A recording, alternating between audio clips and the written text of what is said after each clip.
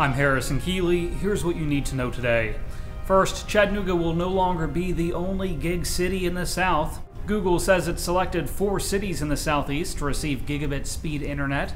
The company plans to bring fiber optics to Nashville, Atlanta, Charlotte, and Raleigh.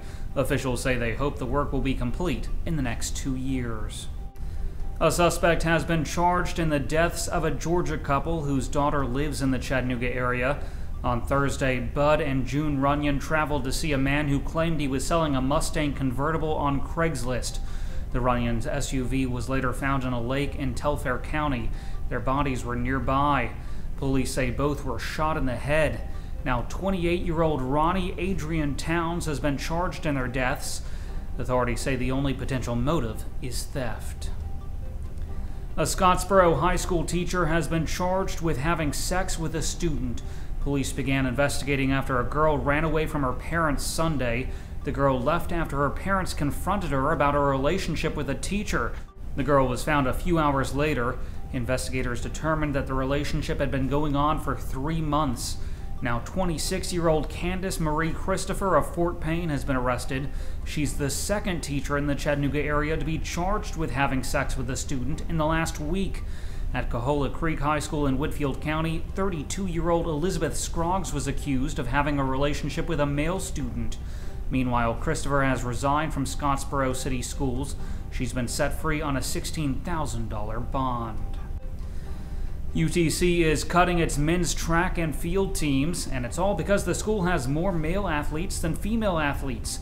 UTC's campus is 55% female, but its athletes are only 40% women. According to federal Title IX requirements, the ratio of athletes is supposed to reflect the student body.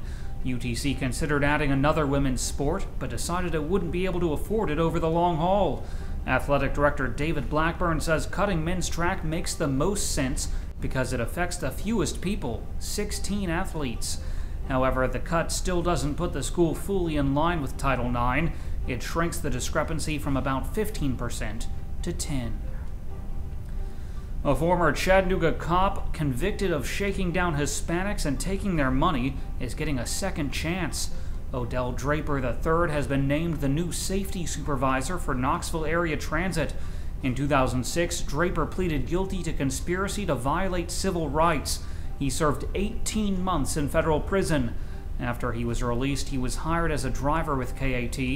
Draper's promotion comes after the previous director resigned following complaints from female employees. 2 ex-Vanderbilt football players have been convicted of raping a former student. Brandon Vandenberg and Corey Beatty were found guilty of aggravated rape and aggravated sexual battery. A jury rejected claims that they were too drunk to know what they were doing. The men will face decades in prison when they are sentenced March 6th. Police have identified the body of a woman found dead in Chattanooga Monday. The woman was identified as 46-year-old Simone A. Couch. Police say there are no signs leading them to believe another person was involved in her death.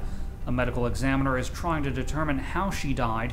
Anyone with information is asked to call the police.